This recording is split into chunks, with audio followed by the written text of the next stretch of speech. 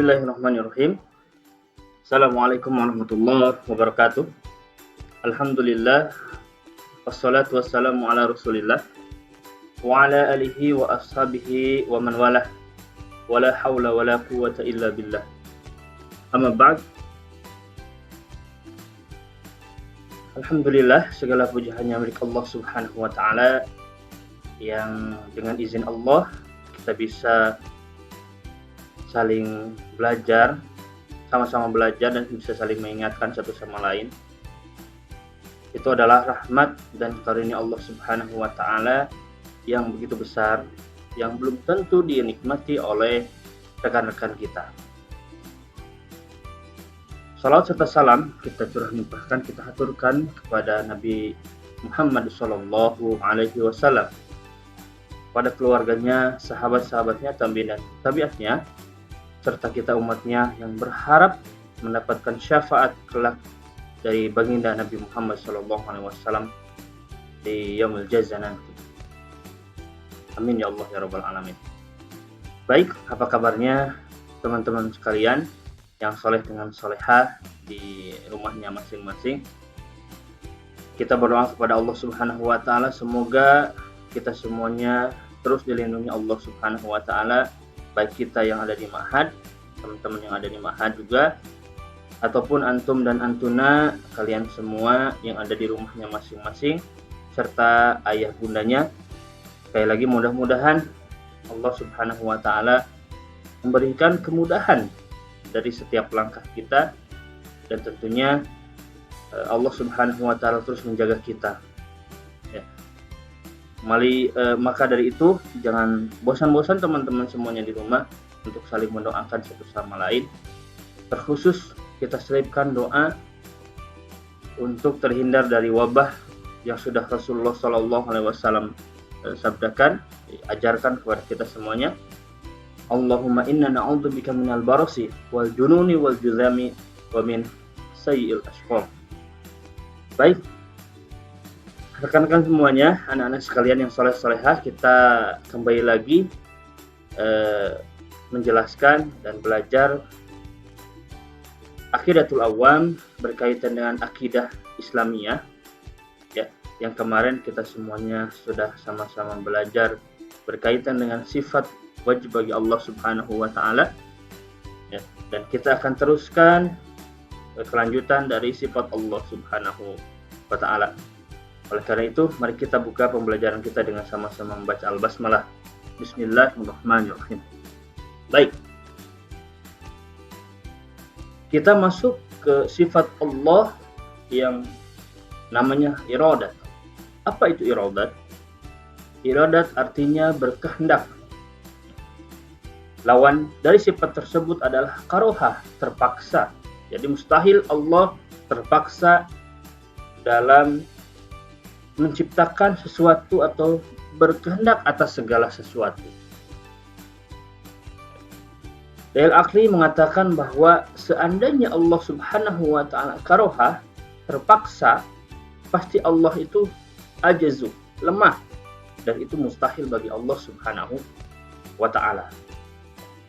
Selanjutnya, dalil akli mengatakan dalam surat Hud ayat 107, A'udzubillahi minasyaitonirrajim. Bismillahirrahmanirrahim. Inna rabbaka fa'alu lima yurid. Ya. Artinya adalah sesungguhnya Tuhanmu Allah yang maha pelaksana terhadap apa yang Dia kehendaki. Sehingga Allah mengizinkan kita untuk saling belajar itu adalah kehendak Allah Subhanahu wa ta'ala. Jadi jangan lupa teman-teman sekalian, sahabat-sahabat sekalian, kita harus meyakini yang namanya sifat iradat, kehendak Allah Subhanahu wa ta'ala, bahwa Allah Subhanahu wa ta'ala dalam berkehendak ataupun menciptakan sesuatu itu tanpa ada paksaan, ya. Karena Allah yang maha kuasa. Lagi sebagaimana yang kita pelajari sifat-sifat sebelumnya, ya, Allah maha kuasa atas segala sesuatu. Sehingga Allah juga ketika berkehendak, ya, tidak ada paksaan dari sesuatu tersebut. Selanjutnya, Innama amruhu idza arada syai'an ay yaqula lahu kun fayakun. Apa artinya? Sesungguhnya urusan Allah, apabila dia menghendaki sesuatu, dia hanya berkata kepadanya, jadilah, maka jadilah sesuatu. Surat Yasin ayat 82. Selanjutnya, ayat yang lain mengatakan bahwa badi'us samawati wal ard wa idza qada amra fa innama yaqulu lahu kun fayakun. Ya. Ayat yang ini semakna dengan ayat yang sebelumnya. Ya. Allah pencipta langit dan bumi, kita harus meyakini itu. Wa Allah Maha Kuasa, Allah Maha berkehendak untuk menciptakan langit dan bumi. Ya. Dan bila dia berkehendak, Allah Subhanahu wa taala berkehendak untuk menciptakan sesuatu, maka cukuplah dia hanya mengatakan padanya jadilah, lalu jadilah ia. Ya.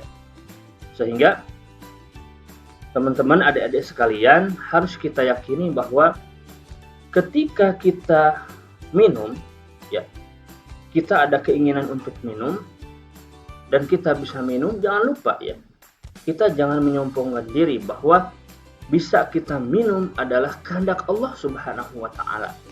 Karena ketika kita ingin minum dan Allah tidak berkehendak, maka tidak mungkin bisa terjadi hal tersebut. Ya, karena Allah sekali lagi Maha berkehendak. Allah memiliki sifat iradah. Ayat lain mengatakan bahwa qul faman yamliku lakum minallahi syai'a in arada bikum darra aw arada bikum naf'a bal kana Allahu bima ta'maluna khabir. Maka siapakah gerangan yang dapat menghalang-halang kehendak Allah jika dia menghendaki kemadaratan bagimu, atau jika dia Allah menghendaki manfaat bagimu? Sebenarnya Allah Maha mengetahui apa yang kamu kerjakan. Surat Al-Fat ayat 11. Ya. Maka ayat ini akan berkesinambungan dengan sifat Allah selanjutnya nanti, tapi harus kita ingat bahwa ayat ini mengatakan, maka siapakah gerangan yang dapat menghalang-halangi kehendak Allah jika Allah sudah menghendaki kemadaratan bagimu, bagi kita, atau Allah menghendaki manfaat bagi kita. Ya. Ustaz kasih contoh bahwa sekarang masa pandemi, ya, maka ketika kita berdoa kepada Allah, tentunya meminta pertolongan, ya, kita sudah menggunakan alat-alat yang teranjurkan dan kita sudah melengkapi protokol kesehatan, ya.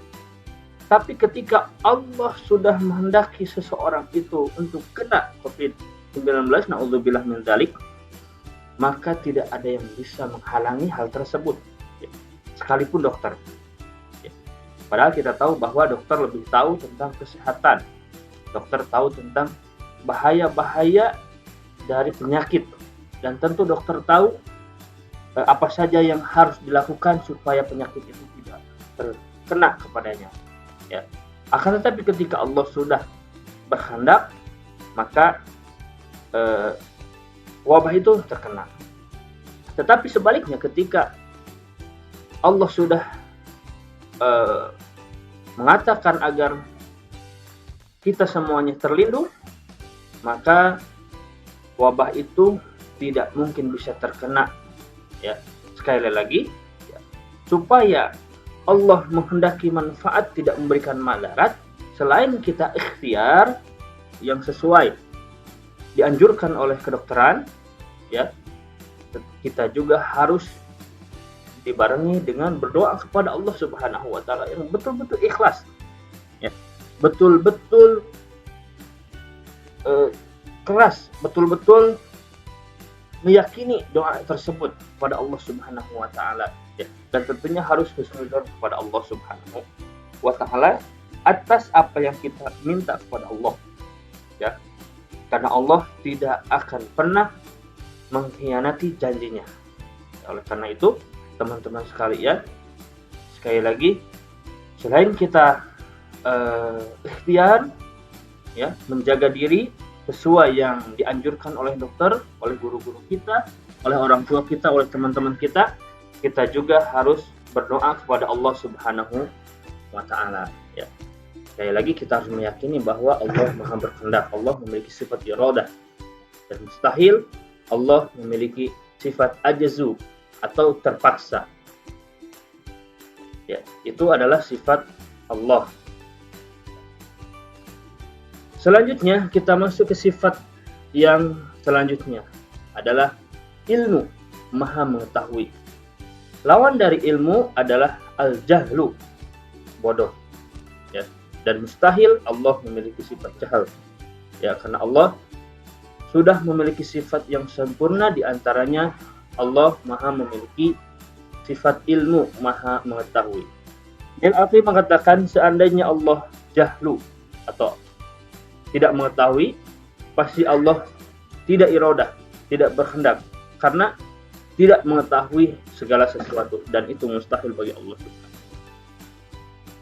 Sifat ilmu berkesinambungan dengan sifat iradah yang tadi sudah kita pelajari, ya. Maka sekali lagi Allah memiliki sifat ilmu, ya, Maha mengetahui, dan Allah mustahil memiliki sifat al-jahlu, ya, tidak mengetahui. Dalil nakli dalam surat Al-Baqarah ayat 231 Allah mengatakan bahwa wa'lamu annallaha bikulli syai'in alim, dan ketahuilah bahwasanya Allah Maha mengetahui segala sesuatu. Selanjutnya, tanzilul kitab minallahil azizil alim, ya, diturunkan kitab ini dari Allah yang Maha perkasa lagi Maha mengetahui. Surat Al-Mu'min ayat 40. Surat Al-Mu'min surat ke-40 ayat kedua. Selanjutnya, surat lain mengatakan alam ya'lamu annallaha ya'lamu sirrahum wa najwahum wa annallaha 'allamul ghuyub. Artinya, tidakkah mereka tahu bahwasanya Allah mengetahui rahasia dan bisikan mereka, dan bahwasanya Allah amat mengetahui segala yang gaib, ya. Sifat al-ilmu, Maha mengetahui, Allah Maha mengetahui, maka Allah mengetahui apa yang tersirat di dalam hati kita, ya. Allah Maha mengetahui apa yang ada di dalam hati manusia, ya. Maka dari itu teman-teman sekalian, ketika kita ingin berbuat buruk, tahuilah Allah Maha mengetahui, ya. Nanti akan dilanjutkan dengan sifat al-basar, Allah Maha melihat. Oleh karena itu hikmahnya dari kita belajar hal ini, kita akan senantiasa merasa diawasi oleh Allah Subhanahu wa taala. Selanjutnya, wa indahu mafatihul ghaibi la ya'lamuha illahu wa ya'lamu ma fil barri wal bahr wa ma tasqutu min waraqatin illa ya'lamuha wala habbatin fi dhulumatil ardi wala raqbin wala yabisin illa fi kitabim mubin. Kunci-kunci semua yang gaib tak ada yang mengetahui kecuali Allah sendiri, dan Dia Allah mengetahui apa yang di daratan dan di lautan, dan tiada sehelai daun pun yang gugur melainkan Allah mengetahuinya pula, dan tidak jatuh sebutir biji pun dalam kegelapan bumi, dan tidak ada sesuatu yang basah atau yang kering melainkan tertulis dalam kitab yang nyata atau Lauhul Mahfuz. Surat Al-An'am ayat 9. Jadi teman-teman sekalian, bahwa kita harus meyakini dengan sifat Allah al-ilmu ini, Allah Maha mengetahui, bahwa sekali lagi dalam ayat ini Allah menjelaskan, menekankan bahwa Allah yang Maha mengetahui, bahkan, ya, sebutir biji di dalam kegelapan di bumi ini Allah mengetahui, ya. Allah mengetahui jumlah pasir yang ada di lautan, Allah mengetahui jumlah ikan yang berenang di lautan. Maka dari itu Sekali lagi harus kita tanamkan bahwa dengan kita belajar sifat ini, kita meyakini ini, maka kita merasa dipantau oleh Allah Subhanahu wa taala. Ya. Sebagaimana misalkan di rumah kita ada CCTV yang dipasang oleh orang tua kita, maka ketika kita ingin mengerjakan hal buruk pun kita merasa takut. Kenapa? Karena takut dimarahi orang tua. Orang tua pasti melihat dari CCTV. Dan Allah Maha mengetahui, Allah itu lebih luas, lebih canggih dari CCTV yang ada. Oleh karena itu, adik-adik sekalian, jika ada yang berbuat curang di rumahnya maupun dimanapun kita berada, maka Allah akan merekam kejadian tersebut, dan tentunya nanti yaumul jaza Allah akan perlihatkan keburukan kita yang ada sebagai bentuk balasan dari Allah Subhanahu wa taala. Oleh karena itu, sebelum itu terjadi, hari itu terjadi, maka mari kita berbuat baik, ya, merenungi apa yang telah kita lakukan. Jangan sampai ada hal yang buruk yang kita lakukan, walaupun orang lain tidak tahu, walaupun ustadz kita tidak tahu, walaupun kerabat orang tua kita tidak tahu, tapi ingat, Allah Maha mengetahui atas segala sesuatu. Baik, selanjutnya, dampak dari mengimani bahwa Allah Maha mengetahui apa saja. Yang pertama, mengetahui kesempurnaan agama Islam. Wa tammat kalimatu rabbika sidqan wa adla, la mubaddila li kalimati wa huwas sami'ul alim. Telah sempurnalah kalimat Rabbmu, kalimat Allah, yaitu Al-Quran, sebagai kalimat yang benar dan adil. Tidak ada yang dapat merubah-rubah kalimat-kalimatnya, dan dialah Allah yang Maha mendengar lagi Maha mengetahui. Selanjutnya, apa dari hikmah yang bisa kita ambil dari mengetahui sifat Allah al-ilmu ini? Yang kedua, bertawakal kepada Allah dalam segala perkara. Wa ka'ayyin min dabbatin la tahmilu rizqaha Allahu yarzuquha wa iyyakum wa huwas samiul alim. Ya. Dan berapa banyak bintang yang tidak dapat membawa atau mengurus rezekinya, dan berapa banyak binatang yang tidak dapat membawa atau mengurus rezekinya sendiri, Allah lah yang memberi rezeki kepadanya dan kepadamu, dan Dia Maha mendengar lagi Maha mengetahui. Ya. Selanjutnya yang ketiga adalah faktor pendorong ketaatan dan ibadah kepada Allah. Ya ayyuhar rusulu kulu minat thayyibat wa'lamu shaliha inni bima ta'maluna alim. Hai Rasul-Rasul, makanlah dari makanan yang baik-baik dan kerjakanlah amal yang soleh. Sesungguhnya aku, kata Allah, Maha mengetahui apa yang kamu kerjakan. Sekali lagi di ayat ini menegaskan bahwa Allah memerintahkan agar kita senantiasa berbuat baik. Kenapa? Karena Allah mengetahui hal itu. Ya. Allah mengetahui niat kita, Allah mengetahui apa yang kita kerjakan. Ya. Walaupun manusia yang lain tidak melihat, tapi Allah mengetahui, dan Allah akan menulis perbuatan tersebut, baik itu perbuatan yang saleh ataupun sebaliknya. Ya. Sekali lagi, dan Allah mengetahui apa yang tersirat di dalam hati kita. Ya, misalkan besok ini ada hari, di bulan ini ada hari namanya hari Asyura. Kita dianjurkan dan disunahkan oleh Rasul agar kita berpuasa di hari tersebut. Maka jika ada teman-teman sekalian yang bilang ke orang tuanya berpuasa, sahur ikut bareng, dan ada tanda-tanda dari kita semuanya berpuasa, akan tetapi jika di dalam hatinya tidak berniat berpuasa, misalkan, ataupun di hadapan orang tuanya kita seolah-olah berpuasa, tapi ketika orang tua kita tidak melihat, kita makan dan minum di siang hari, tentunya membuat batal puasa kita. Akan tetapi ingat, walaupun kita di kamar dikunci, ya, gareng semuanya ditutup, seolah-olah tidak ada yang melihat kita, tapi ingatlah, Allah mengetahui apa yang kita kerjakan. Walaupun orang tua kita tidak melihat, tapi Allah Maha melihat. Ya. maha melihatnya Allah lebih canggih dari CCTV yang ada di muka bumi.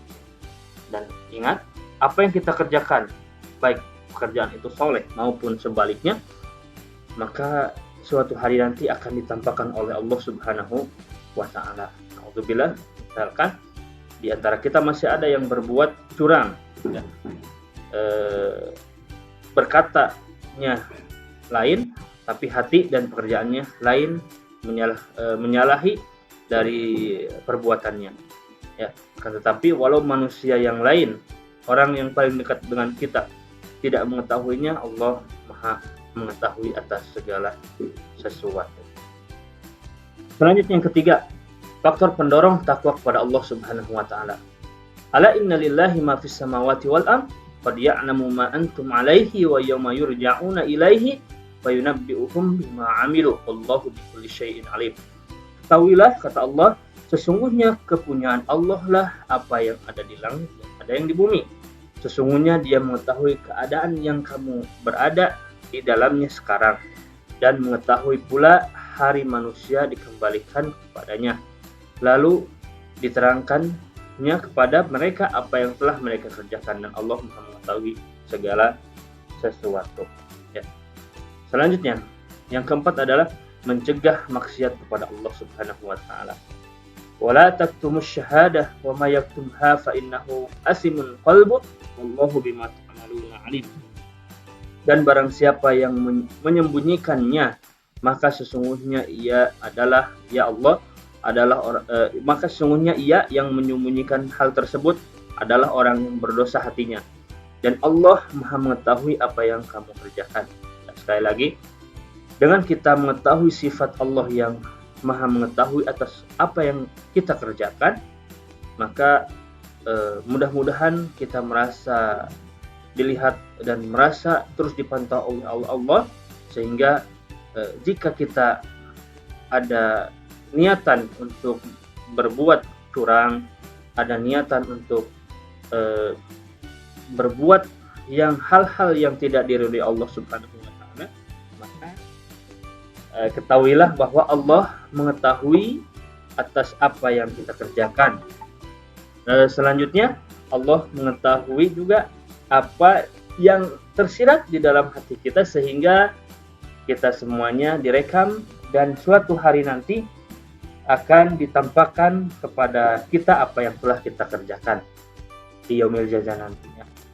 Oleh karena itu, sekali lagi, hikmah dari belajar sifat ini, mudah-mudahan kita menambah keimanan kita semuanya, sehingga sekiranya kita ingin bermaksiat kepada Allah, kita enggan untuk melaksanakannya, karena sekali lagi Allah mengetahui segala sesuatu. Bahkan sekali lagi, debu yang ada di lautan, pasir yang ada di lautan, ikan yang berenang, dan jumlah planet bintang yang ada di langit, Allah mengetahui jumlahnya itu.